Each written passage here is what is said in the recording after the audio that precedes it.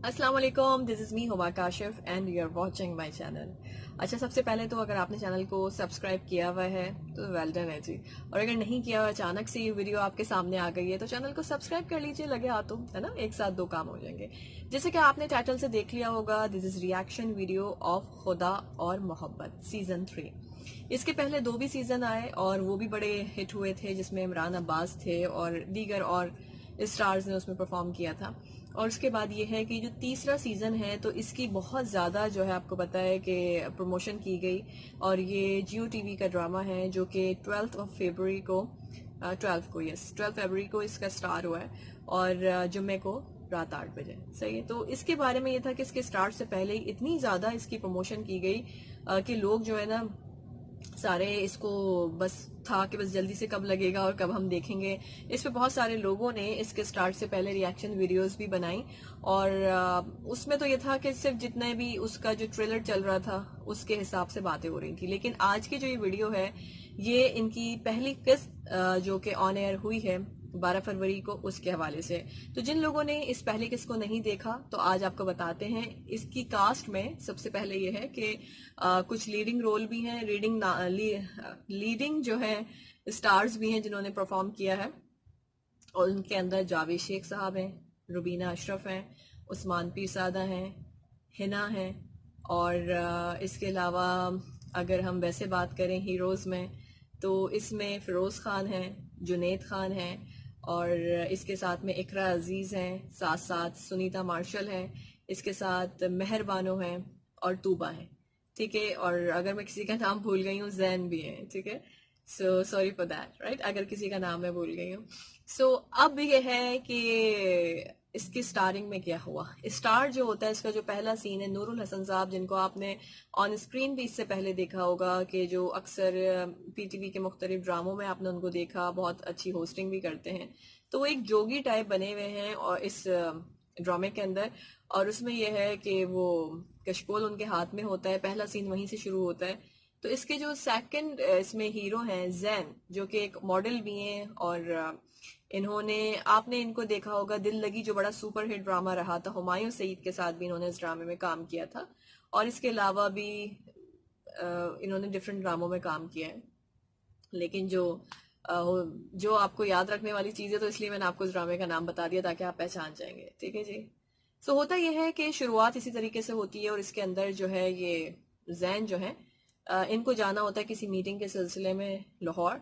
और ये by train जा रहे होते हैं। और ये वहाँ पे जब जाते हैं तो वहाँ इनको ये मिलते हैं नूरुल हसन साहब। और इसके बाद ये कहते हैं कि कुछ बातें करते हैं, उसके बाद ये मना करते हैं कि तुम सफ़र नहीं करो, नहीं जाना।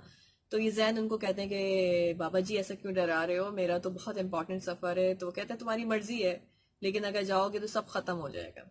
खैर, उसके बाद मंजर बदलता है और जुनैद भी इनके साथ होते हैं, इनके भाई के तौर पे।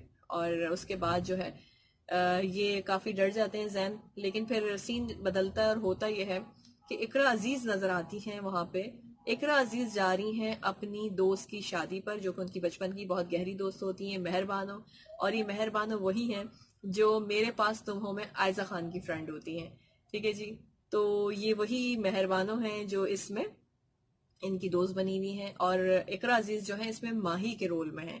ठीक है। और फिरोज खान जो है वो फरीद के रोल में है। सही है। तो होता यह है कि इकरा जा रही होती है अपनी फ्रेंड की शादी पे, और उनके साथ जो है उनकी फैमिली, अम्मी अबू नहीं होते लेकिन उनकी भाभी सुनीता मार्शल उनके साथ होती हैं। और साथ में ये होता है कि ये जब लाहौर उस पे जाते हैं, उस पे वहाँ पहुँचते हैं, तो वहाँ ये होता है कि जब ये अपना लगेज उतार रहे होते हैं तो इनका एक बैग मिसिंग होता है ब्लैक कलर का। फिर ये कुली पे चीखना शुरू कर देती हैं कि मेरा जो बैग है वो क्यों, कहाँ है, किधर है। और उसके बाद जो उनकी मेड आया वगैरह साथ होती है, उनसे भी पूछती हैं, तो वो कहती हैं हमने रखा था। इतने देर में एक अजीज की जो नज़र है वो पड़ती है जैन पे। और वो देखती हैं कि जैन जो है वो ट्रेन से उतर रहे हैं और उनके हाथ में इनका बैग होता है। ठीक है। जो ब्लैक वाला मिल नहीं रहा था, तो ये दूर से ही कहती है वो रहा, फिर उसके पास भागती भी जाती हैं।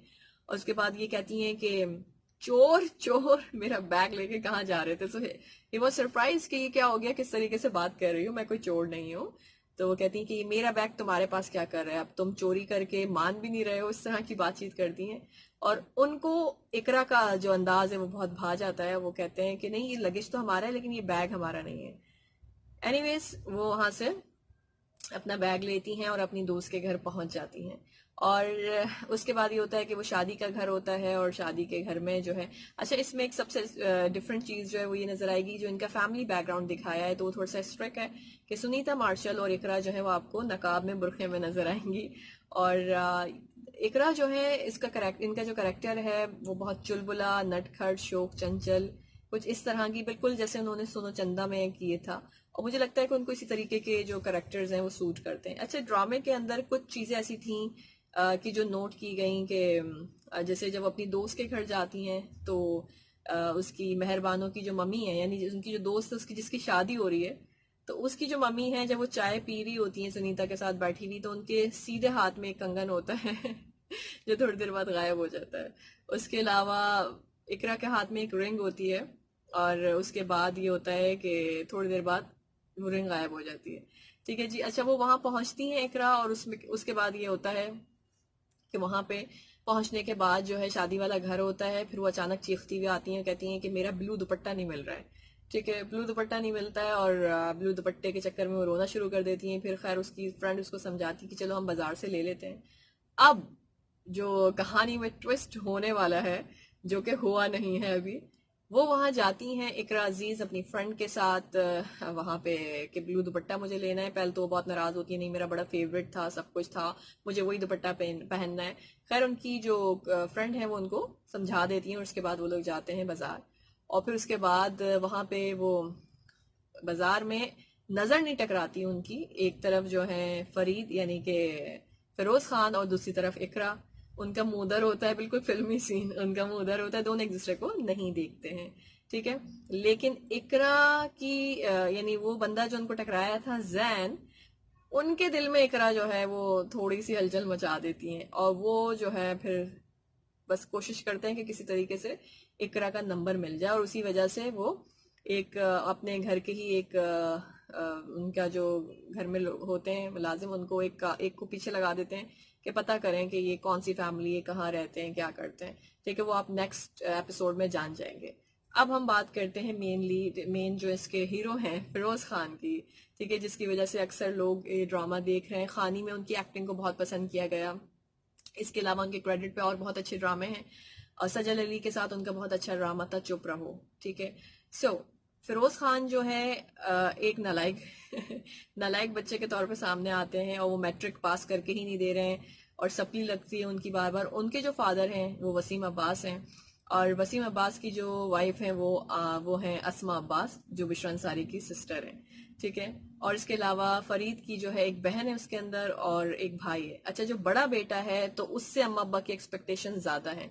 तो जो चीज मुझे फील हुई वो बिल्कुल एग्जैक्टली हमारी सोसाइटी के अंदर जैसा होता है कि जो निकम्मा बच्चा होता है उसको डिग्रेड किया जाता है, डिमोटिवेट किया जाता है बार बार कि तुम तो पढ़ते नहीं हो, तुम निकम्मे क्या करोगे, और मेरी तो सारी एक्सपेक्टेशंस जो हैं वो बड़े बेटे से हैं। तो बाप हमेशा यही कह रहे होते हैं, और बाप जो है उसके इंटरव्यू भी जब होता है बड़ा भाई का, तो वो बड़ा एक्साइटेड होते हैं कि वो क्लियर कर लेगा और इंशाल्लाह हो जाएगा, अच्छी जॉब हो जाएगी। लेकिन ये जो फरीद यानी कि फिरोज खान जो होते हैं, ये जो है अपना, इनकी कोशिश ये होती है कि भाई ये किसी तरीके से ना गाइड वगैरह बुक लेके और पर्चियां बनाते हैं, फर्रे बनाते हैं, उसको अब्बा के कोट के अंदर डाल के स्टेपलर कर देते हैं। अम्मा आती हैं थोड़ी देर में कि ये तो निकम्मा अपने गंदे कपड़े देता ही नहीं, वो गंदे कपड़े समझ के वो कोट भी ले जाती हैं, जाके धो देती हैं। और वही सबसे अच्छा सीन था कि जब वो पूछती हैं, वो पूछता है अम्मा अम्मा, चीखता हुआ आता है। ये वॉशरूम के अंदर होते हैं, और अम्मा आके कोट लेके जाके धो भी देती हैं। कहता अम्मा मेरा कोट, वो कोट था अब्बा का इधर पुराना। तो वो कहती हाँ, जो फट गया था अंदर से सिलाइयां निकली हुई थी। कहते हैं हाँ कहाँ है वो, तो मैंने धो दिया। कहते क्या धो दिया उस वक्त मुंह देखने वाला था फरीद यानी कि फिरोज खान का। वो जल्दी से ऊपर जाता है और देखता है तो वो सारा जो उन्होंने फर्रे की तैयारियां की होती हैं वो खत्म हो जाती हैं। अच्छा, साथ ही होता है कि उनके ऊपर जो है ना सीढ़ियों पे जब वो ऊपर जाते हैं तो उनको एक लड़की नजर आती है, खातून, जो उनमें काफी इंटरेस्टेड होती हैं, और वो हमेशा उनको छेड़ती हैं और ये कहती है निकम्मे तुम क्या करोगे, तुम सप्ली बना रहे हो, मुझे बता दो मैं भी तुम्हारे आके फर्रे बना दूं। ठीक है, और बहन भी अक्सर रोक रही होती है रातों को छुप के निकलना, और उसके बाद जाके किसी से गाइड लेना, तो वो वाला सीन दिखाया है कि जो बच्चे पढ़ते नहीं है।